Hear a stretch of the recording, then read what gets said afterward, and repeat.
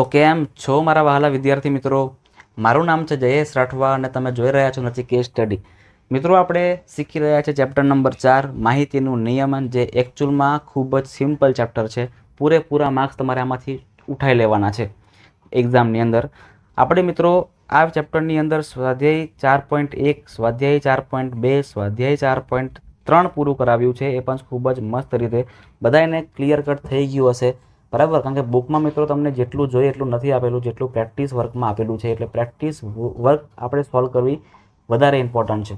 ના કરો ને તો પણ ચાલે એવું છે, પણ જે વિદ્યાર્થીને માત્ર ને માત્ર પાસ થવું છે, એવરેજ માર્ક્સ લાવવા છે ને, એ ખાલી બુક કરશે તો પણ ચાલશે. પણ જે વિદ્યાર્થીઓને ખરેખર આગળ વધવું છે, સારામાં સારા માર્ક્સ લાવવા છે, ગણિતના કોન્સેપ્ટને ખૂબ જ ધ્યાનથી સમજવા છે, બધું જ કરવું છે ને, એમને મિત્રો પ્રેક્ટિસ કરવી ખૂબ જ જરૂરી છે.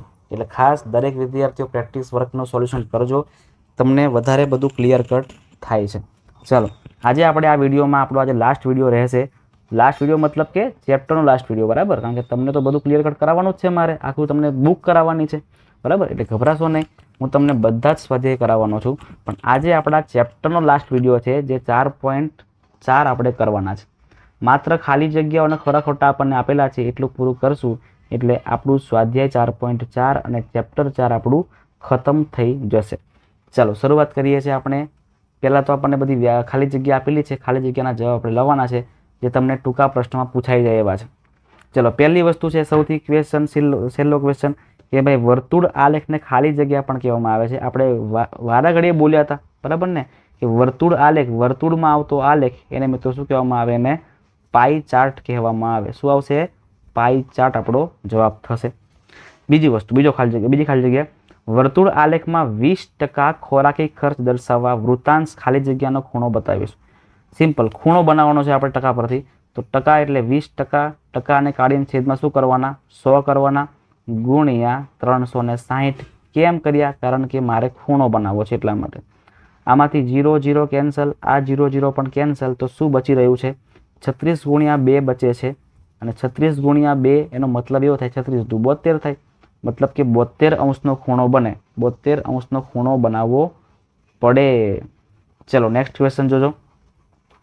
પ્રમાણમાપ 1 સેમી બરાબર 5 કિગ્રા હોય તો 32.5 કિગ્રા વજન ધરાવતી, એટલે જો 5 કિગ્રા બરાબર 1 સેમી, તો 32.5 બરાબર કેટલા? તો 32.5 ભાગ્યા 5 કરી દેવાના. સિમ્પલ છે સાહેબ. 32.5 ભાગ્યા 5 કરવાના, જે આવે આપણો આન્સર. તો 5 છંગ 30 થશે. 2 0 0, અહીંયા પોઈન્ટ છે એટલે આપણે અહીંયા પર પોઈન્ટ કરવો પડે. 5 ના 5 અને 5 5 25, એટલે કે 6.5 આવશે. 6.5 સેમી ઊંચાઈનો સ્તંભ બનશે. ક્લિયર છે? ચાલો, સમતોલ પાસા ઉપર 3 અંક આવે, અંક 3 આવે તેની સંભાવના. તો કે સમતોલ પાસા પર મિત્રો 1 2 3 4 અને 5 અને 6 અંક લખેલા હોય, એમાંથી માત્ર ને માત્ર 3 આવે એવી એક જ સંખ્યા છે ને, એક જ સંખ્યા છે, એટલે એક સંખ્યા, અને છેદમાં કુલ કેટલા છે? 6 છે, એટલે 1/6 આવે. એટલે 1/6 આપણો મિત્રો જવાબ થશે. યાદ રાખજો, 1/6 આપણો જવાબ થશે. ચલો આગળ વધીએ છીએ આપણે. હવે 2 સમતોલ સિક્કાઓને ઉછાળવામાં આવે તો બંને ઉપર છાપ આવે. તમને મેં ગયા વિડીયોમાં વાત કરી હતી ને, કે જો 2 સિક્કા ઉછાળવામાં આવે તો કાં તો બંને હેડ મળે, કાં તો એક હેડ એક ટેલ મળે, કાં તો એક ટેલ એક હેડ, કાં તો બંને ટેલ, એટલે કે બંને છાપ, એક છાપ એક કાંટો, એક કાંટો એક છાપ, અથવા તો કાંટા કાંટા. તો આપણને ક્વેશ્ચન શું પૂછ્યો છે? કે ભાઈ બંને છાપ આવે. તો બંને છાપ આવે એવી માત્ર ને માત્ર એક જ પોસિબિલિટી છે, એક જ છે. કેટલામાંથી? 4માંથી. એટલે કે 1/4 આપણો જવાબ થશે. 1/4 આપણો જવાબ થશે. કોઈ પણ ઘટનાની સંભાવના ખાલી જગ્યાની વચ્ચે હોય, આ તમારે મિત્રો ગોખી નાખવાનું છે. સંભાવના હંમેશા 0 થી લઈને 1ની વચ્ચે જ આવે. 0 થી લઈને હંમેશા ક્યાં આવે? 1ની વચ્ચે જ તમારો જવાબ આવવો જોઈએ. જો 1 થી વધારે થઈ જાય અથવા 0 કરતાં ઓછું થઈ જાય ને, તો તમારો જવાબ ખોટો એવું કહેવાય. ચલો, 52 પત્તાના ઢગમાંથી આપણે એક પત્તું પસંદ કરવાનું છે, જે રાણી હોય. જે શું હોય મિત્રો? રાણી હોય. તમને સમજાવ્યું હતું ગયા વિડીયોની અંદર કે ભાઈ 52 પત્તામાંથી 13 એવા 4 ગ્રુપ બને. 13 પત્તા, પછી બીજા 2, અહીંયા 13 અને અહીં 13, એટલે કે લાલ રંગના 26 પત્તા અને આ પણ 26 પત્તા. આ બધાયમાં મિત્રો રાણી, આ બધાયમાં એક રાણી, અહીંયા પણ રાણી, અહીંયા પણ રાણી હશે જ, બરાબર ને? એટલે 1 2 3 ને 4 રાણી મળે આપણને કેટલામાંથી? તો કે ભાઈ કુલ 52 પત્તામાંથી. આના ભાગલા પડી શકે છે, 13 ચોક 52 થઈ શકે છે, એટલે કે 4 ગુણ્યા 13 52, એટલે કે 1/13 મિત્રો આપણો રાઈટ આન્સર થાય છે. 1/13 આપણે એની સંભાવના મળશે. ક્લિયર છે મિત્રો? બધાને ક્લિયર થઈ ગયું હશે મસ્ત રીતે. ચાલો, 100 ગુણના પ્રશ્નપત્રમાંથી 101 ગુણ મળવાની સંભાવના. આ કેવું? બરાબર છે ને? 100 ગુણના પ્રશ્નપત્ર હોય ને એમાં 101 ગુણ મળે, આવું કેવું છે મિત્રો? આ તો ખબર જ નહીં પડતી, બરાબર ને? 101 ગુણ મળવાની સંભાવના કેટલી છે? તો સિમ્પલ વસ્તુ છે મિત્રો કે 100 ગુણની એક્ઝામની અંદર 101 ગુણ ક્યારેય મળી શકે ખરા? વિચાર તો કરો તમે, બરાબર? ક્યારે મળશે? નહીં મળે. 100 ગુણની એક્ઝામમાં કાં તો 100માંથી 100 માર્ક્સ મળી શકે, કાં તો 99 માર્ક્સ મળે, કાં તો 98 મળે, કાં તો 50 મળે, 25 મળે, 0 મળે, હાલો ને 0 મળે, પણ 101 માર્ક્સ તો ક્યારે ના મળે, બરાબર ને? તો શું આવશે? આની સંભાવના આ પોસિબલ છે નહીં, અને જે વસ્તુ પોસિબલ નથી એમાં શું આવે? સંભાવના 0 આવે. શું આવશે સંભાવના એની? 0 આવે. સૂર્ય પશ્ચિમમાં આથમે છે, આ ઘટનાની સંભાવના. જ્યારે મિત્રો ઘટના સંભવી હોય એટલે સમજો કે જે ઘટના પોસિબલ જ હોય, આવું થવાનું જ છે, તો સંભાવના કેટલી આવે એની? 1 આવે. અને જ્યારે પોસિબલ ના હોય તો સંભાવના કેટલી આવે એની? 0. તમે ઉપર જોયું ને કે 101 માર્ક્સ તો પોસિબલ જ નહીં, તો શું આવે આન્સર એનો? 0. પણ સૂર્ય પશ્ચિમમાં જ આથમે છે એ 100%ની વાત છે, એટલે અહીં શું આવશે? આપણો જવાબ 1 આવશે, બરાબર ને? કારણ કે પોસિબલ ઘટના છે એટલા માટે. ચાલો આગળ. નીચેના વિધાનો ખરા છે ખોટા તે કહેવાનું છે આપણે. 2 માહિતીઓને આપણે સરખાવીએ છીએ, તપાસવાની હોય ત્યારે દ્વિલંબ આલેખ દોરવામાં આવે. સાચી વાત છે. 2 માહિતી સરખાવવા માટે આપણે દ્વિલંબ આલેખ જ દોરીએ છીએ. ભાઈ ચાર્ટ દોરતા આવું ક્યારેય આવે મિત્રો? વિચાર તો કરો તમે, બરાબર? આવું ટાઈપિંગ થઈ જાય શું કરવાનું? ભાઈ ચાર્ટ નહીં આવે, શું આવશે અહીંયા? પાઈ ચાર્ટ. યાદ રાખજો, આપણે અહીં કરી દઈએ. ચાલો અહીં કરી દઈએ કે પાઈ ચાર્ટ દોરવામાં આવે.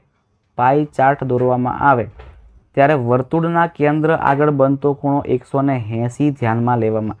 100%ની ખોટી વાત છે, કારણ કે મિત્રો વર્તુળ, પાઈ ચાર્ટ એટલે શું? તો કે ભાઈ વર્તુળ, અને વર્તુળમાં અહીંયા કેન્દ્રથી આપણે ખૂણો આખો જ લેવાનો છે, એટલે 180 નહીં પણ 360 લેવા પડે. 180 લેવાય નહીં એટલે ખોટું આવે. ચલો, પાસાને ઉપર ઉછાળતા મળતા શક્ય પરિણામ 10 છે. ખોટી વાત છે. 10 થોડી મળે છે. કેટલા મળે? 6 મળે છે ને? કાં તો 1 હોય, કાં તો 2 હોય, કાં તો 3 હોય, કાં તો 4, કાં તો 5, કાં તો 6. 10 હોઈ શકે નહીં, બરાબર ને? એવો પાસો કોઈ બનાવ્યો જ નહીં હજુ સુધી કે 10 બાજુઓ હોય. સૂર્ય પૂર્વમાં ઉગે છે, આ ઘટનાની સંભાવના 1 છે. સાચી વાત છે. સૂર્ય પૂર્વમાં જ ઉગે છે એટલે કે સંભાવના પોસિબલ છે, એટલે કે 1 આવે. જે ઘટના પૂર્ણ રીતે પોસિબલ છે શું આવે? 1 આવે, મતલબ કે સાચી વાત છે. સિક્કાને ઉછાળતા ઉપર છાપ આવે તેની સંભાવના 2 છે, બરાબર છે મિત્રો? તો ખાસ સમજી લેજો કે ભાઈ સિક્કાને ઉછાળવામાં આવે અને છાપ મળે, સંભાવના 2. સંભાવના 2 તો ક્યારેય ના આવે. તમને પહેલાં વાત કરી હતી ને, સંભાવના હંમેશા 0 અને 1ની વચ્ચે જ આવે. 0 અને 1ની વચ્ચે આવે. આ 2 કઈથી આવી ગયા? આ 2 તો આવે જ નહીં, એટલે આ વિધાન જ આપણું ખોટું છે. આ વિધાન આપણું કેવું છે મિત્રો? ખોટું છે. જો લખ્યું હોત ને 1/2 તો સાચી વાત હોત, પણ ખાલી 2 લખ્યું છે એટલે ખોટું છે. તો મિત્રો અહીં આપણો વિડીયો છે ને એ આપણે પૂરો કરીએ છીએ. ચેપ્ટરને પણ પૂરું કરીએ છીએ મસ્ત રીતે. સ્વાધ્યાયને પણ પૂરું કરી નાખ્યું. આખું જ ચેપ્ટર મિત્રો આપણે ક્લિયર કટ તમને પૂરું કરાવેલું છે. એટલે મિત્રો ખાસ એકવાર પ્રેક્ટિસ કરી લેજો. આમાંથી તમારો 1 પણ માર્ક્સ જવો જોઈએ નહીં. તમે ખાસ મને વચન આપો કે સાહેબ અમારો 1 પણ માર્ક્સ આમાંથી અમે હવે જવા દઈશું નહીં. તો મિત્રો ખાસ મહેનત કરતા રહેજો. જે પણ વિદ્યાર્થીઓ ચેનલ પર પહેલી વાર આવ્યા છે, પહેલી વાર વિડીયો જોઈ રહ્યા છે, પહેલી વાર મારો અવાજ સાંભળી રહ્યા છે, એ તમામ વિદ્યાર્થીઓ ચેનલને સબસ્ક્રાઈબ કરી નાખજો જો ન કરી હોય તો. મિત્રો વિડીયોને પણ લાઇક કરવાનું ભૂલતા નહીં, અને ખાસ તમારા પ્રતિભાવો મને કોમેન્ટમાં જણાવજો કે સર અમને તમારા વિડીયો ખરેખર ખૂબ ગમે છે અને તમે આવી રીતે બીજા પણ વિડીયો અમને આપો. તો તમારા માટે મિત્રો હજી પણ સ્વાધ્યાય પોથી પણ બાકી છે. ઘણી બધી વસ્તુ છે ને એ પણ તમને હું ક્લિયર કરાવીશ, જેથી તમારું મેથ્સ પાક્કું થઈ જાય. ખાસ મિત્રો સપોર્ટ કરતા રહેજો, વિડીયો જોતા રહેજો, તમારા મિત્રો સાથે ખાસ શેર કરજો અને કોમેન્ટ કરવાનું ભૂલતા નહીં.